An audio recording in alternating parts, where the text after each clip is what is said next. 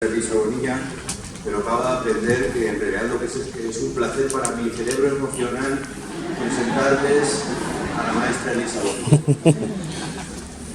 Elisa es matemática por la UNAM y máster en educación por la Universidad de Cambridge. Ha sido profesora en casi todos los niveles educativos e investigadora en educación por el CIMESTAT y el Instituto Politécnico Nacional. Wow. Entre 1993 y 2007, 14 años, que se dice pronto, ha sido directora general de materiales educativos de la Secretaría de Educación Pública de México, donde ha participado en la puesta en marcha de varias reformas curriculares, primaria y secundaria en 1993 y la reforma de secundaria en el 2005. También ha coordinado el Programa Nacional de Lectura, programa que se ha investigado ampliamente en muchos países de América Latina y más allá de América Latina, y que personalmente para nosotros es el mejor programa para el estímulo del hábito lector que conocemos en nuestros países. Elisa es una activa promotora de políticas públicas para la formación de lectores y la difusión del libro. En el 2007 ocupó el cargo, mejor que el cargo, la responsabilidad, porque el cargo le pesaba poco, de directora de la Fundación SM México, y en el 2010 también ha asumido la dirección de contenidos y servicios educativos del Grupo SM México, puestos en los que se ha desempeñado hasta enero del año pasado, de 2016. Actualmente es directora general de Desarrollo Curricular de la SED.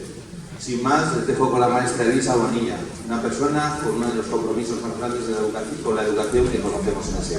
Quiero contarles, si es que la presentación está por aquí, acerca del modelo educativo, que es de lo que habló el subsecretario esta mañana, y que, si la voz me deja, porque estoy un poquito ronca, intentaré darles algunos detalles y espero que sean de su interés, pues que al final del día lo que estamos haciendo desde la Secretaría de Educación Pública busca justamente la mejora del país en el sentido más amplio, pero sobre todo en el sentido educativo. Los dos ponentes que me antecedieron hablaron de los sueños de los niños, ¿no? De cómo eso es lo que estamos buscando, que los niños realmente puedan desarrollarse, porque si los niños se desarrollan y desarrollan sus sueños, entonces esta nación será más grande, porque la nación está hecha precisamente de nosotros, los ciudadanos que la componemos. El tema del modelo educativo empezó en 2012, cuando empezó esta administración federal, en una línea de tiempo que arranca en el mes de diciembre, con la presentación de la reforma educativa en el Congreso. Después, en 2013, muy al principio, una discusión grande, los tres grupos parlamentarios más importantes presentan y se ponen de acuerdo y cambian las leyes. Es un momento bastante inédito, no solo se reforma la Constitución, lo cual requiere 51 congresos locales que estén, un 51% de los congresos locales, la mitad más uno, estén de acuerdo, sino además se hacen dos nuevas leyes: la ley del servicio profesional docente y la ley del INE. Se reforma la propia Ley General de Educación. En 2014 se hace la primera consulta a los mexicanos sobre qué está mal en la educación, qué necesitamos cambiar, y después, en julio de 2016, desde la invitación que me hicieron para regresar a la Secretaría, se presentaron 3 documentos ya con el modelo educativo del que hablaré en un momento. De julio a septiembre se abre una muy nutrida consulta de la que el subsecretario habló esta mañana, y yo les daré algunos datos. Y este lunes próximo se estará presentando el nuevo modelo educativo que entrará en vigor en 2018. Es un recorrido de diciembre de 2012 a el 18, cuando entre en vigor, que recorre toda la administración federal y que ha sido necesaria para la construcción de todo lo que implica. En particular, ya lo dijo el subsecretario, el lunes se presentarán por el presidente 3 documentos, ahora les hablaré de qué son, y después los siguientes pasos serán la publicación del programa, está mal escrito programas, perdón, de estudios, esto en mayo, inicio de la capacitación de los maestros en agosto, en abril la adecuación de materiales educativos, por aquí estaba la maestra Aurora, que ya tiene la responsabilidad a partir del mes de abril de comenzar con la adecuación al nuevo modelo de los materiales educativos y la entrada en vigor del nuevo plan de estudios a partir del ciclo 18-19. Es un tema muy amplio, yo me voy a enfocar específicamente en el nuevo plan y programas de estudio, y dentro del nuevo plan y programas de estudio quiero contarles tres cosas. La primera es la estructura del currículo, cómo está estructurado el currículo. La segunda, cuál es su planteamiento pedagógico. Al final del día el planteamiento pedagógico es como la columna vertebral del currículo. Y por último, un nuevo espacio que se llama autonomía curricular, que creo que embona muy bien con tanto lo que nos contó Prensky como de lo que hemos estado oyendo ahora hablar con Álvaro acerca de la creatividad del cerebro. Muy rápido, ¿por qué hay una nueva propuesta curricular? Todo el mundo dice, bueno, se cambió en 2005 y en 2006 y en 2011, ¿no? Pero la realidad es que esta propuesta curricular, que tiene sus antecedentes legales, primero porque se cambió la Constitución para que además de laica y gratuita la educación fuera de calidad y fuera incluyente, porque también la ley de educación planteó que tenía que haber un nuevo modelo y que se tenían que revisar los planes de estudio, y porque la propia consulta de 2014 planteó muchas de las deficiencias de la educación. Entonces era necesario. Yo quiero decirles que el plan de estudio tampoco es una ruptura total con lo anterior. Vamos a hacer un esfuerzo de decirles a los maestros dónde hay continuidades, porque yo quiero que los maestros sepan que hay muchas cosas que están haciendo bien y que pueden seguir haciendo, y que hay otras cosas que sí son reto de cambio. Entonces creo que está en nuestra obligación establecer esos puentes con lo que se venía haciendo, pero también poner cuáles son los retos de futuro.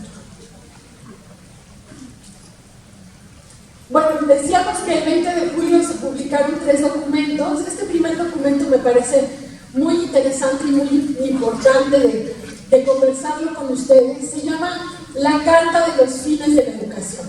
Y es un documento breve de 4 cuartillas, decir todos los mexicanos podemos ponernos de acuerdo, y por eso se hizo de nuevo una consulta en qué queremos de la educación. O sea, me parece que tener una visión común se vuelve absoluta y completamente fundamental. Todos estamos en este barco, no importa si lo empujamos desde la función pública, desde el trabajo día a día en las aulas, no importa si la escuela es pública, es privada, todos estamos buscando la formación de los mexicanos que van a vivir en este siglo XXI. Esos bebés que puso Mark Prensky con el iPad, pero también los chicos que están hoy en nuestras aulas. Y esta carta tiene además de una declaración de quiénes son esos mexicanos que queremos formar, una tablita que parece muy sencilla, pero que nunca habíamos logrado hacer, que es qué deben saber los chicos cuando salen de preescolar, cuando salen de primaria, cuando salen de secundaria y cuando salen de la educación media superior.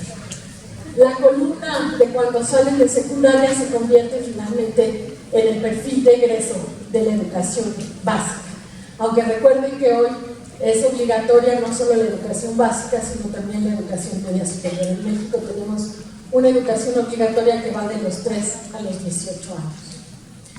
Después se publicó también en el mes de julio este documento que se llama el modelo educativo, del cual se presentarán, de estos 2 documentos se van a presentar las nuevas versiones el lunes después de la consulta. Y este modelo educativo tiene 5 grandes ejes. Uno de ellos es precisamente el currículo, es el que orienta el modelo educativo, porque al final son los fines de la educación, están ahí planteados en el currículo, y tendrá casi 100 páginas más, porque lo que nos dijeron en la consulta fue suficientemente importante como para hacer una revisión a fondo del documento. No pierde su esencia, pero sí tiene muchas transformaciones. Y después está la propuesta curricular. Todos estos documentos son descargables, muy probablemente muchos de ellos, muchos de ustedes ya han leído todos o alguno de estos. La propuesta curricular no se va a presentar el lunes, se va a presentar, como dije antes, en mayo. Lo que se va a presentar el lunes como tercer documento es lo que se llama la ruta de implementación, es decir, un documento de planeación con fechas que dirá de lo que estamos ofreciendo en el modelo educativo, qué metas y qué fechas para conseguirlo. Dijo bien el subsecretario esta mañana, eso va a ir a 15 años por lo menos, no es una cosa que se puede lograr de un día para otro. La educación es un tema de largo alcance, de mucho calado, y no se consigue de un día para otro. Bueno, la consulta, aquí veo que se corta, perdón, esta segunda consulta, ya lo comentó el subsecretario esta mañana, fue nutridísima, no esperábamos tener más, casi 2 millones de visitas en la página, más de 81,000 comentarios. Resultó muy difícil para el CIDE hacer la sistematización en un reporte, pero al final creo que lograron una pieza bastante clara de por dónde están pidiendo los mexicanos que se modifique la educación. Entonces, el currículo partió de un diagnóstico que, dicho en grandes líneas, son las siguientes. Todo esto ustedes lo conocen bien. En primer lugar, los aprendizajes de los alumnos son deficientes. Seguimos inconformes con los resultados en pruebas nacionales, en pruebas internacionales. Trabajamos todos los días, cada uno desde nuestra trinchera, pero la verdad es que los resultados todavía no son los que queremos. El currículo, lo decía Mark también esta mañana, fue diseñado más desde la lógica interna de las asignaturas académicas que desde las necesidades de formación de los alumnos. El currículo es muy extenso y no nos permite profundizar. Corremos sobre los temas con una gran superficialidad. Es como si tuviéramos un enorme campo de fútbol con 1 centímetro de profundidad. Y no hay manera de desarrollar pensamiento crítico, ninguna de estas habilidades que las personas que me precedieron en el podio, digamos, comentaron, todas ellas fundamentales. Pero si no profundizamos en lo que estamos trabajando con los alumnos, si no les damos oportunidad de ir más a fondo, imposible que logren las habilidades cognitivas que estamos buscando. El currículo no ofrece una formación integral, lo dijo Mark, se enfoca más en los temas académicos, deja de lado otros aspectos muy importantes, es cerrado, es poco flexible y por lo tanto no le da espacios a las escuelas para tomar decisiones. Con este diagnóstico se arrancó el trabajo de reelaboración del plan de estudios y también se tomó una noción de currículo distinta, porque también está evolucionando. Me alegra que Marco lo haya dicho también, no debe ser el programa de estudios una lista de contenidos, ¿no? Tenemos que pensarlo más como la suma y la organización de ciertos parámetros que favorecen el desempeño de los alumnos y que dan lugar a una particular ecología del aprendizaje. Y esos parámetros son, dicho muy rápidamente, 3 grandes. Entender bien para qué se aprende, tener muy claros los fines, también qué es lo que queremos que los chicos aprendan, cuáles son esos aprendizajes esperados y cómo y con quién se aprende, cuál es el contexto de ese aprendizaje. Para responder a la pregunta ¿para qué se aprende? Que constituye los fines de la educación, bueno, obviamente partimos del artículo 3º, ahí está expresado por qué buscamos formar a los chicos, y como ya decía, esto genera el perfil de egreso y queda establecido en la Carta de los Fines, no me voy a detener más. El perfil de la educación básica, que es el egreso en secundaria, incluye estos rasgos, ustedes los pueden leer ahí, no los voy a leer. Ya dan un perfil del chico que se busca formar de manera muy general. Estos nos van a ayudar a estructurar, por lo tanto, el currículum. Pero solo les diría que si los leen, el acento no está puesto en la formación académica exclusivamente, se busca una formación integral de los chicos. Paso ahora al primer asunto del que les hablé que quería tratar. Y es que una de las novedades importantes de este nuevo plan de estudios es la estructura del currículo. La estructura del currículo que estamos llamando aprendizajes clave. Ahorita voy a dar una paseada, digamos, por ese círculo. Creo que estamos buscando que, así como las anteriores reformas han tenido otros nombres, le dimos muchas vueltas a dónde estaba el acento en esta reforma y cómo habría, digamos, de ser conocida, y llegamos a la conclusión de que el mayor reto había sido poder determinar cuáles son los aprendizajes clave que estamos buscando en los chicos. Entonces, justamente esta reforma, que se llamará de los aprendizajes clave para el desarrollo integral, esa es el subtítulo, está organizado en 3 grandes componentes curriculares. Pero antes de pasar a los componentes curriculares, quiero decirles que entendemos el aprendizaje clave como el conjunto de contenidos, habilidades y valores fundamentales que son de la escuela, que se aprenden en la escuela y que permiten seguir aprendiendo a lo largo de la vida, y que también, si no se aprenden, ponen a los chicos en una situación muy vulnerable. Esta en realidad es una definición adaptada más o menos de un texto de César Coll, que no sé si ya está aquí el día de hoy, pero si no, estará mañana. Estos 3 grandes componentes son los siguientes.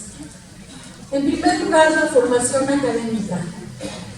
Yo coincido con todo lo que dijo Marc hoy, también con la idea de que la escuela no va a cambiar tan rápidamente como para tirar por la ventana toda la formación académica. Sigue siendo nuestra responsabilidad que los chicos aprendan a leer y lean bien, y no me parece baladí que un premio como el que nos contaba Álvaro de la maestra americana se lo den porque los chicos lean muchos libros.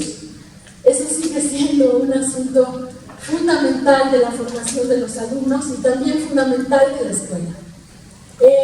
El pensamiento matemático, aún para hacer proyectos, para salir, para resolver cosas, necesitamos ser capaces de saber álgebra y poderla transferir a otros contextos. Poder explorar y comprender también el mundo natural y social. Y estos 3 grandes campos formativos de la formación académica dan lugar a un conjunto de asignaturas que son con las que ustedes están más familiarizados. Pero a la par, con el mismo peso, la misma importancia dentro de este círculo que en el modo de los griegos es como la perfección, ¿no? Está también el desarrollo personal y social, que está dividido en 3 grandes áreas, que son todo el desarrollo estético de los chicos con las artes, toda la parte de cuidado de su cuerpo, que se sigue llamando educación física. Aquí con la consulta tuvimos, originalmente para los que leyeron la propuesta, se llamaba desarrollo corporal y salud. pero llegamos a la conclusión de que no comunicaba bien porque todo el mundo decía: ¿dónde quedó la educación física? Era el desarrollo corporal sano. Pero decidimos mantener su nombre porque a veces el nombre da identidad a las cosas y no hay necesidad de darle tanta vuelta al rizo si no comunicarlo. Y una tercera área que es muy importante, que es novedosa, que comentó el subsecretario esta mañana, es precisamente el área de educación socioemocional. Esta educación socioemocional tendrá un espacio curricular en primaria. En preescolar siempre se ha trabajado, se seguirá trabajando, pero en primaria tendrá un espacio curricular específico con tiempo lectivo, y en secundaria se junta con el espacio de tutoría para trabajar tanto la tutoría como el desarrollo socioemocional de los chicos en el mismo espacio. Hay un tercer componente del currículo del que voy a hablar un poquito más extensamente ahora al final de la charla, que se llama la autonomía curricular. Y quiero hacerles notar que los tres tienen el mismo peso y los tres forman el currículo. No se trata de dar prioridad a uno o de dar prioridad a otro. Los tres son los que nos permiten desarrollar integralmente a los chicos. Tienen en este medio círculo negro, de un lado dice currículo obligatorio, mismos objetivos curriculares y horas lectivas para todos los alumnos a nivel nacional. Eso se refiere a la formación académica y las áreas de desarrollo personal y social. Todos los chicos llevarán el mismo número de horas de matemáticas en primaria, etc. Pero del otro lado, si bien la autonomía curricular es obligatoria, no es para quien guste tomarla, es obligatoria, no todas las escuelas cuentan con una jornada escolar de la misma extensión de horas. Por lo tanto, algunas escuelas podrán abarcar más en este componente que otras.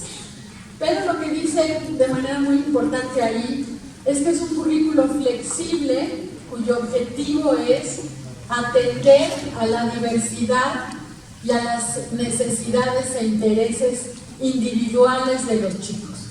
Tiene que haber un espacio de esa individualidad de la que hablaba Marc esta mañana. Un espacio de la escuela sí tiene que reconocer cuáles son esas necesidades y esos intereses especiales que cada uno tenemos. Y tenemos que ser lo suficientemente creativos, al modo de Álvaro, para ver cómo podemos generar esos espacios para los chicos. Y bueno, con estas tres lo que estamos buscando es lo que dice la Carta de los Fines: formar ciudadanos libres, responsables e informados para vivir en plenitud en este siglo XXI. ¿Cómo ven? ¿Les suena? Bueno, ok.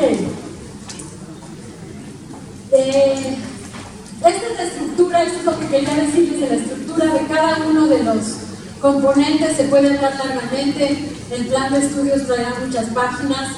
Aquí me quedo con la idea general de la estructura. Contarles nada más algunas cosas. Este es un trabajo que no solamente resulta de lo que aprendimos de la consulta, que fue muchísimo, sino de lo que han venido trabajando los equipos tanto de la Secretaría como de otros especialistas que son docentes, investigadores, etcétera, que han venido colaborando. Y una construcción del currículo siempre es un diálogo entre lo deseable y lo posible, ¿no? ¿Qué es lo fundamental común para todos y cómo podemos empezar a hacer innovaciones y mejorar la calidad, ¿no? Recuerdo mucho hace algunos años en una reunión internacional en la que estaba Cecilia Bradlaski, que ya murió, una especialista argentina en temas de secundaria, en la famosa reunión de educación para todos que se llevó a cabo en Dakar. Y había muchos países africanos que estaban empezando a generalizar su educación secundaria. Y ella les dijo, están en la mejor situación posible. Ellos se sentían muy mal ante los países avanzados que llevaban tanto tiempo con su educación secundaria. Y ella dijo, no, porque ustedes no tienen un montón de maestros contratados que saben dar ciertas asignaturas, ni tienen ninguna tradición de hacer esto, así es que pueden inventarse como quieran, ¿no? Porque parten de cero. Entonces partir de cero no era una mala cosa. Nosotros no partimos de cero, nosotros venimos de una tradición y de muchas, digamos, de mucho peso, y a la hora de construir el currículo hay que estar haciendo este balance y este diálogo entre lo que queremos llegar, entre todo lo deseable de la innovación y lo posible, ¿no? Entonces hay cosas en las que, aunque uno quiera correr más rápido, a veces no es posible. También la propuesta tiene en cuenta a la investigación de manera muy importante, lo que se sabe de las ciencias de la educación, y hemos tratado de hasta donde es posible tomar en cuenta toda esa investigación. Bueno, el segundo punto. El segundo punto les decía que tenía que ver con el asunto de la pedagogía, ¿no? Cómo y con quién se aprende. Esa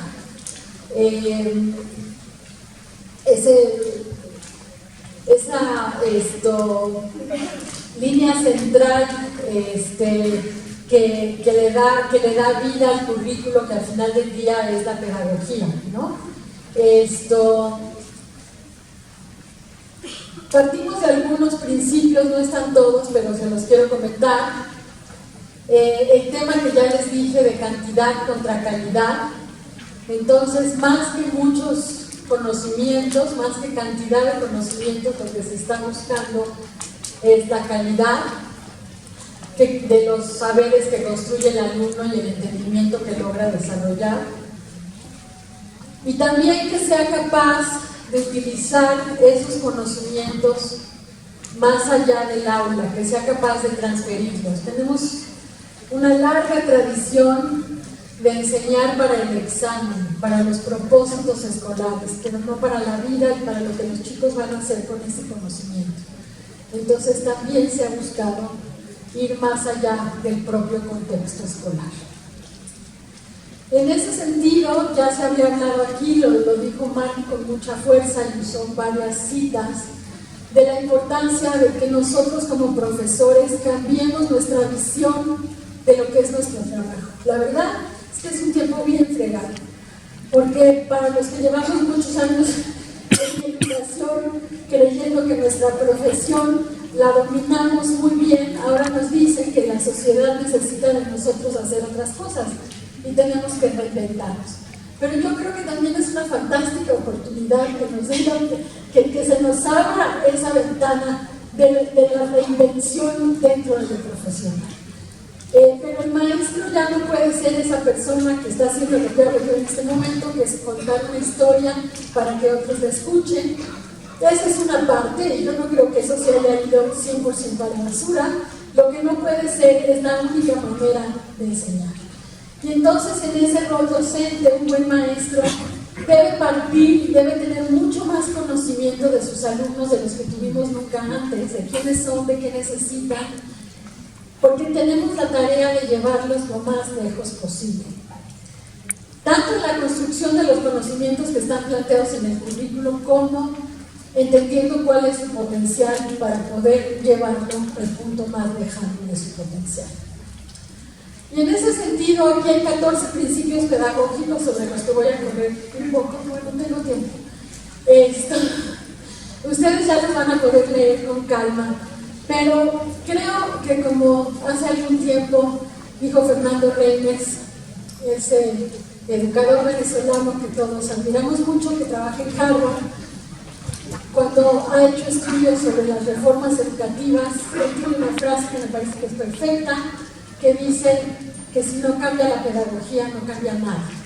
Entonces podemos cambiar todos los documentos, poner nuevos programas, publicarlos, las editoriales pueden hacer nuevos libros, pero si lo que pasa en el aula, que al final del día es el aterrizaje de la pedagogía, se queda igual, entonces no pasa nada. Eso es el accomplishment y el logro que decía él, no tanto dos cosas tan apartadas y separadas. Porque al final lo que estamos buscando es que los niños aprendan a aprender y que también aprendan a lograr cosas. Lograr algo también requiere de un aprendizaje. En ese sentido, enfocarse en el aprendizaje debe reconocer al estudiante como la razón de ser de la enseñanza. Pone al alumno en el aula con lo que ellos saben, entre más sentido les haga, más estamos logrando nuestro propósito. Y por eso debe anclarse en los conocimientos previos del alumno, que no son iguales para todos, ese es el gran reto, y promover que el alumno exprese sus conceptos, sus propuestas, que haya mucho más diálogo en las aulas, que los niños hablen, cosa que en este momento en muchas aulas sigue prohibido.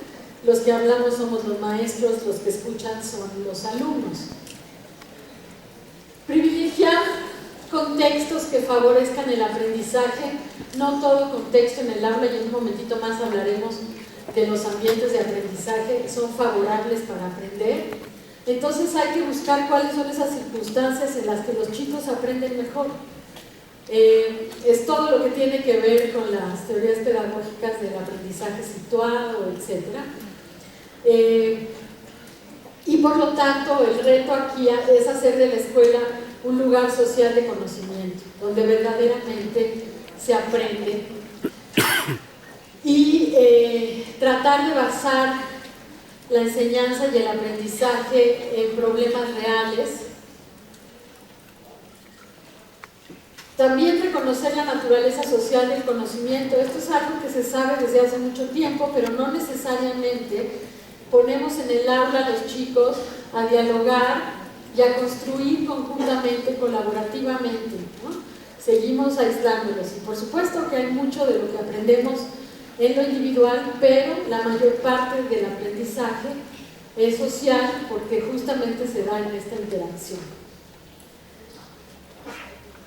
Hay que fomentar la colaboración, propiciar ambientes de trabajo en grupo, debates, intercambio de ideas, que alumnos aventajados trabajen con los menos aventajados, etc. Compartir la responsabilidad del aprendizaje con el propio aprendiz. Esto es una cosa que parece sencilla, pero responsabilizarlo de su propio aprendizaje no es una cosa trivial. Aquí empieza la metacognición, cuando los chicos empiezan a entender cómo están aprendiendo y que de ellos depende aprender o no aprender también. Esto se vuelve muy importante para la tarea que estamos buscando, para el objetivo que estamos buscando. De ahí que los chicos tengan ganas de aprender, es decir, que tengan una motivación para hacerlo, también es muy importante. Entonces, encontrar los resortes de qué motiva a cada quien al aprendizaje es un reto también del maestro. Darle al alumno el control de su proceso de aprendizaje, eso tiene también que ver con la metacognición. Y por lo tanto, propiciar esto que llamamos la interrogación metacognitiva, para que el alumno reconozca y reflexione sobre sus propias estrategias de aprendizaje. Aquí el error es súper importante. ¿Por qué lo hice mal? No es para que me pongas taches, sino es para entender por qué ese proceso me llevó al lugar que no queríamos, sino a otro lugar, y eso me permite regresar sobre mis propios procesos. Hacer consciente a los chicos sobre sus procesos de aprendizaje es central en el rol de aprendizaje. Favorecer la cultura del aprendizaje, es decir, darle al aprendiz oportunidades de aprender del error, ya lo decía hace un momento. Desarrollar productos intermedios, ¿no? O sea, no pensar que todo se hace de una vez, que vamos construyendo también en partes. Por ejemplo, piensen en una redacción. Nadie escribimos un documento de primeras para que nos den el nombre, o sea, hacemos borradores, revisamos borradores. Este ejercicio de productos intermedios nos damos muy poco chance en las aulas de construirlos y son fundamentales.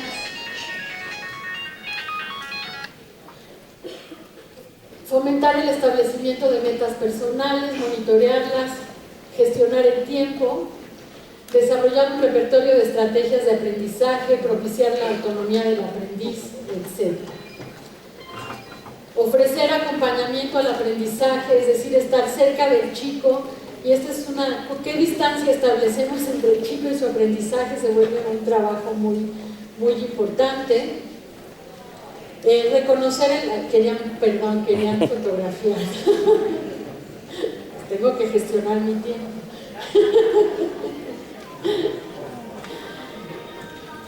Reconocer el valor del aprendizaje informal. Hoy más que nunca los chicos están aprendiendo fuera del salón de clases y tenemos de varias formas.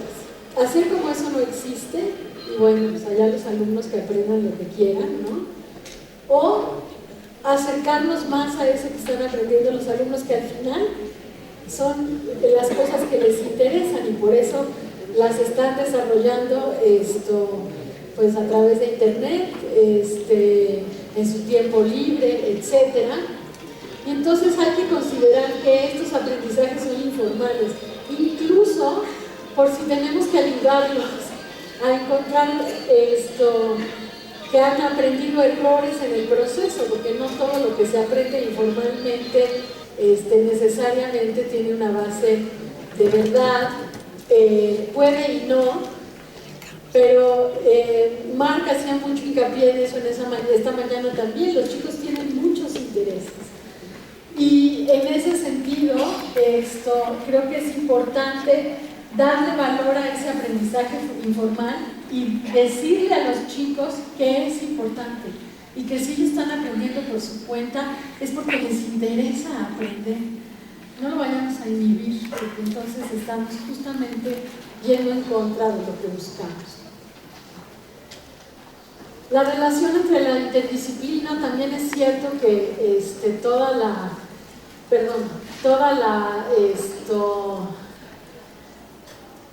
la organización curricular que viene de lejos en ciertas asignaturas, con fronteras bien establecidas, la cancha rayada como la tenemos hoy, a veces hace difícil el trabajo con otros profesores, pero el conocimiento está multirelacionado y es muy importante que los chicos puedan entender también esas conexiones.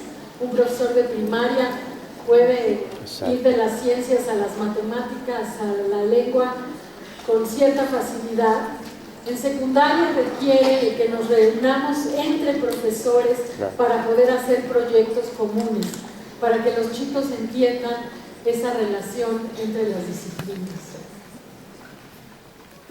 Bueno, el asunto de planear y evaluar, el otro día me decía un maestro, no, ¿planear para qué, maestra? Con el libro de texto pues nomás lo seguimos, ¿no? Y yo decía, pues es que si no planeamos, no tenemos en la cabeza cuál es el aprendizaje esperado del alumno, qué estamos esperando de este alumno. Así es. Y en ese sentido, si tenemos claro cuál es el aprendizaje que estamos buscando del chico, después podemos evaluarlo. De hecho, la planeación y la evaluación son dos caras de la misma moneda. Y si estamos evaluando por un lado y no planeamos, pues luego no nos sorprendamos de los resultados que tenemos. Superar la visión de que tener a los niños disciplinados, calladitos en el aula, sin moverse, ¿no? Se trata de hacerlo para un mero cumplimiento de normas. En realidad no, yo creo que con el buen control del grupo no se trata solamente de bajar el nivel de sonido, etcétera, sino de tener un buen control del grupo para poder lograr este tipo de actividades que estamos sugiriendo aquí, que son mucho más complejas que nos escuchen. Ahí va, perdón.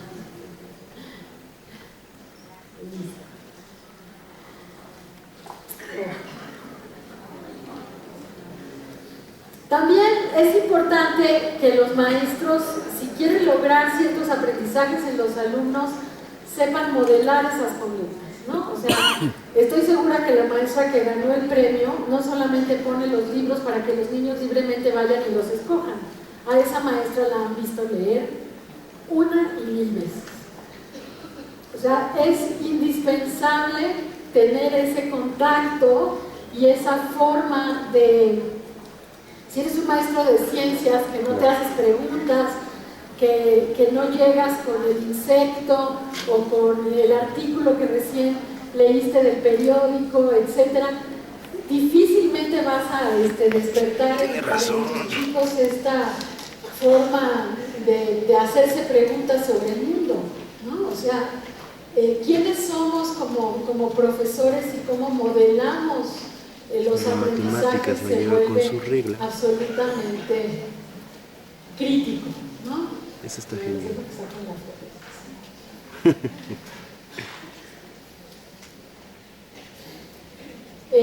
Ya lo decía, está relacionado con el aprendizaje informal. Sacamos mucha información de mostrar interés por los intereses de nuestros alumnos. También está relacionado con lo que decía Álvaro antes del vínculo para la creatividad. O sea, esa calidez que logras establecer en la relación con tus alumnos propicia la creatividad, pero también a ti te da como profesor esta relación humana del vínculo con tus alumnos, planear mejor la enseñanza, encontrar ejemplos que puedan ser de mayor interés para los chicos, etc. Las TICs.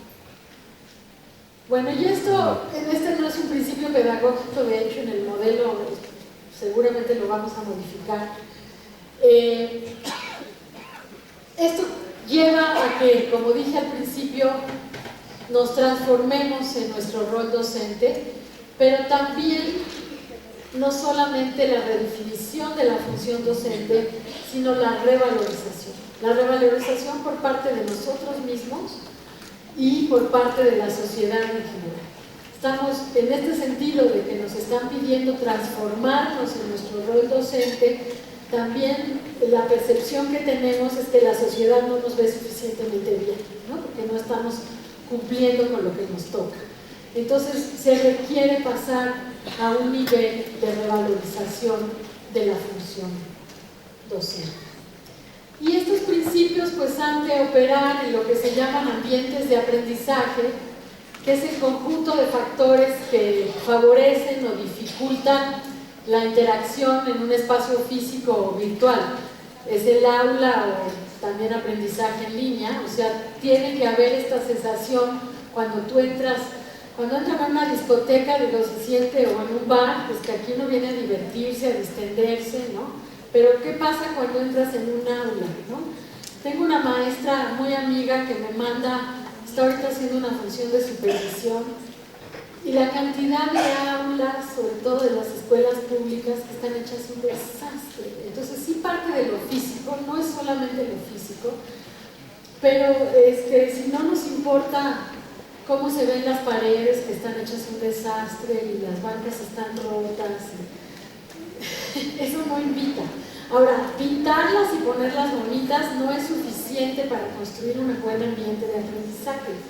O sea, tienes las paredes llenas de libros, de objetos que han construido los chicos, que no están rotos y son de hace 3 años y ya están así, ¿verdad?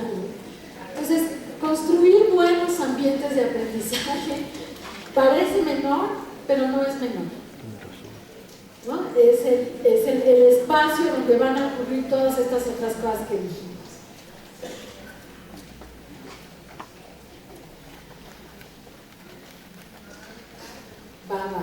Ok.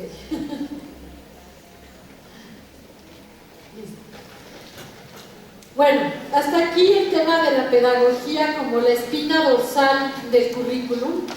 Ahora quiero, en los 15 minutos que me quedan, contarles acerca de la autonomía curricular, porque este es un componente que es nuevo. Los otros 2 componentes han estado allí, tal vez no con el mismo peso. La formación académica siempre pesaba más, ¿no? Ahora le estamos regresando el peso a las áreas de desarrollo personal y social. y sobre todo el desarrollo personal y social va a tener más espacio para poderse llevar a cabo justamente en el área de autonomía curricular. Entonces, esta es una cosa de lo que podríamos hablar mucho rato. De hecho, la invitación originalmente era solo para hablar de esto, pero me pareció que iba a quedar un poco descontextualizado y que era mejor ponerlo en el contexto general de lo que van a recibir pronto como plan de estudios, y ya habrá tiempo de irlo comentando de aquí a agosto del 18, que es cuando entra en vigor. Entonces, ¿para qué la autonomía curricular? ¿No?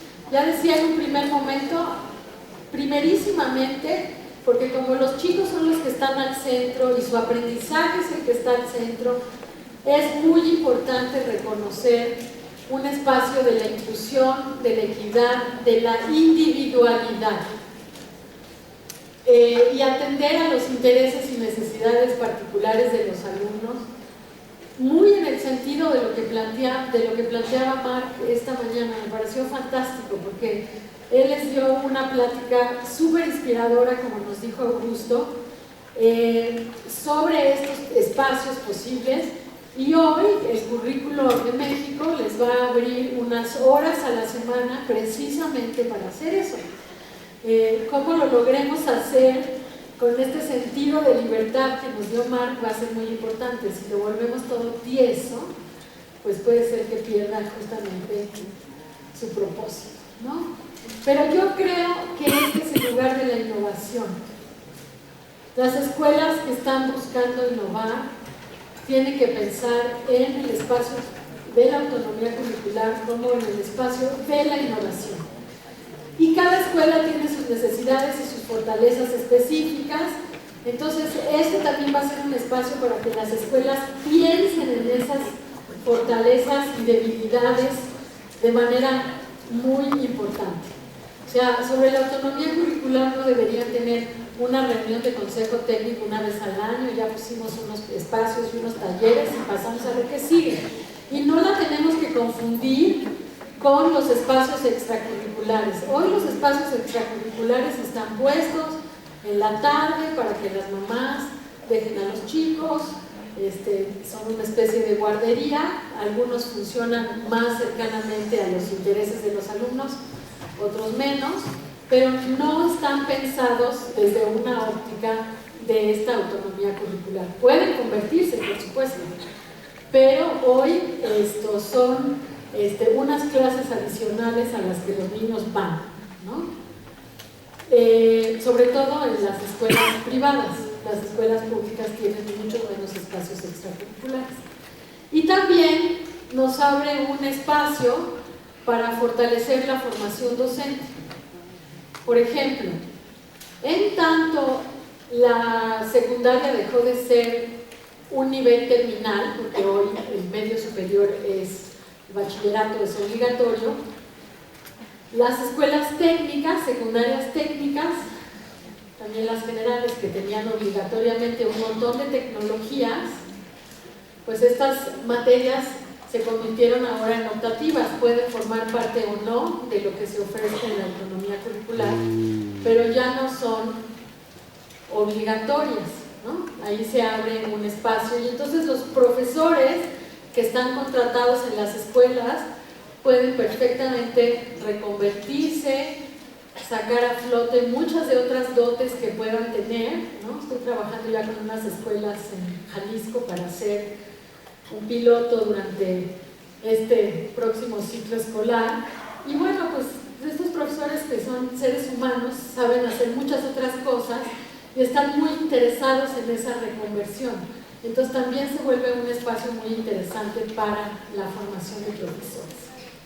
Entonces, repito, es el espacio de mayor innovación que ofrece el currículo, y le otorga a los alumnos oportunidades para profundizar en temas de su interés, para desarrollar habilidades, para superar dificultades, para fortalecer su identidad y sentido de pertenencia, contribuir a su formación integral y otras. A la escuela, la facultad le otorga la facultad de elegir e implementar propuestas curriculares innovadoras que respondan a los intereses y necesidades de los alumnos, pero sobre todo les da un espacio grande para pensarse como institución, dónde están sus fortalezas, qué pueden ofrecer y si lo van a utilizar realmente como un espacio de innovación, hacia dónde quieren ir con ese espacio. A los docentes les da posibilidades de reconocer cuáles son sus características, necesidades, las suyas y también las de sus alumnos, los intereses de los chicos, movilizar todas las potencialidades para innovar y generar ambientes de aprendizaje con diversidad de contextos, ofrecer la oportunidad de desarrollar otras habilidades. Me encantó la gran, me la voy a adoptar, todas esas habilidades que puso Mark Prensky que se pueden desarrollar, justo esas, ¿sabes? Cuando digo habilidades ahí, son todas esas. Conocer otras formas de intervención para trabajar en grupos de edad de diferentes edades, porque en la autonomía curricular se acabaron los grupos por grado. No tenemos por qué tener grupos por grado, tenemos a los chicos organizados en actividades por intereses. Hay múltiples intereses y posibilidades, ahorita les hablo, miren. En el plan de estudios tenemos planteados 5 grandes ámbitos de la autonomía curricular. Más formación académica. Bueno, hay chicos que están en nivel 1 de Planea. Si alguien no hace algo en esas horas de autonomía curricular para ayudarlos a salir del hoyo en el que están, para que luego puedan hacer otras cosas, ahí estamos cometiendo una especie de injusticia. Pero también puede haber alguien que es muy avanzado, que tiene muchas posibilidades, por ejemplo, para escribir, y puede haber un fantástico taller de escritura creativa para los chicos que son buenos con la literatura. O con la ciencia, para que hagan investigaciones de laboratorio más lúdicas, más con conexión con el medio ambiente, etc. El desarrollo personal y social, para que si pueden tocar un instrumento, organizar el teatro escolar y el intercambio con otras escuelas, artes plásticas, nuevos contenidos relevantes porque quieren programar, quieren hacer emprendedurismo, quieren hacer robótica, conocimientos regionales, por supuesto, a nivel de la localidad, y por último, que está mucho más en sintonía con lo que planteaba Mark, pero también lo anterior, los proyectos de impacto social, ¿no? Donde podemos intervenir para trabajo con la comunidad. Bueno, esta es una tabla más o menos un poco complicada. Básicamente lo que está en la primera parte que dice plan de estudios, eso es lo que saldrá en mayo, explicado en a grandes rasgos. Ya se había explicado en la propuesta curricular que se publicó en julio del año pasado. La SEP expedirá lineamientos para ayudar a las escuelas al mejor desarrollo de este trabajo. Ahorita les cuento alguna cosa más al respecto. Y también vamos a tener pues una especie de portal donde puedan haber muchas opciones que les permitan a las escuelas inspirarse. Este es un espacio para que la sociedad se acerque más a las escuelas, les brinde apoyo, organizaciones de la sociedad civil, organizaciones públicas, organizaciones privadas, se acerquen y trabajen con las escuelas. Esto es muy técnico y no voy a entrar en ello, pero como les decía al principio, el tiempo lectivo va a variar de una escuela a otra. Si eres una escuela de tiempo completo, primaria pública, pues claramente tienes el doble de tiempo, o sea, otro tanto del tiempo con el que trabajas en los primeros 2 componentes para autonomía curricular. Pero si eres una primaria que solo trabaja 5 horas al día, pues vas a tener 2 horas y media de autonomía curricular a la semana. Entonces ahí hay diferencias. Las escuelas secundarias técnicas se les abren mucho más espacios porque tenían más horas. Bueno, y esto lo que genera la escuela es un reto de reflexionar sobre su capacidad organizacional, ¿sí? No todas las escuelas van a tener de golpe la misma capacidad organizacional para echar a andar la economía curricular. No voy a entrar en todos los detalles de cómo lo vamos a hacer, habrán indicadores, etcétera, pero vamos a ir ayudando a las escuelas. Para eso estamos montando un piloto en varios estados a lo largo del próximo ciclo escolar para ver cuál es el reto para la supervisión escolar, cuál es el reto para el director. Este es un espacio al que hay que preguntarle a los chicos, eso no lo puse antes, pero se vuelve importantísimo que los chicos digan qué les interesa, que también les pregunten a los padres y que no sea una decisión exclusivamente del colectivo docente para tomar las decisiones. Bueno, pues sirve para varias cosas que ya dije. Hay muchísimos retos, pero creo que hay más oportunidades que retos, ustedes los pueden leer ahí. Me parece que tenemos que tomar esta oportunidad y que ojalá les genere este gusanito de querer tener un espacio ahí para hacer cosas que tradicionalmente no pueden hacer en sus aulas, pero que este puede ser el lugar para llevarlo a cabo. Por último,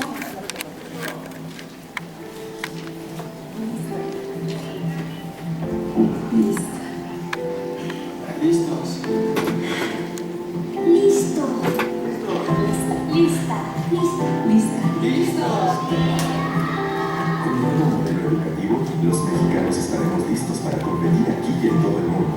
Primero el presente, primero los niños. Secretaría de Educación.